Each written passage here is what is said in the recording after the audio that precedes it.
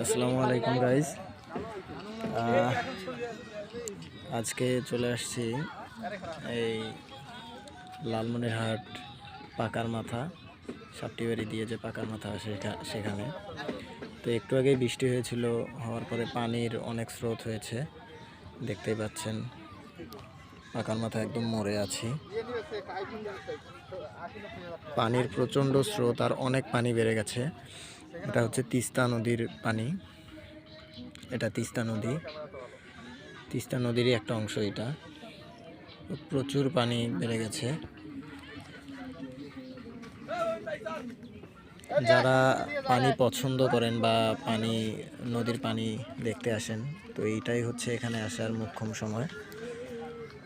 প্রচুর পানি বেড়ে গেছে, তো যারা আসতে চান আসতে পারেন।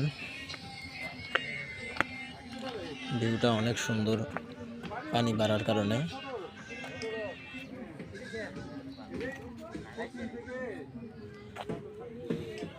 তো যারা আসতে চান আসতে পারেন।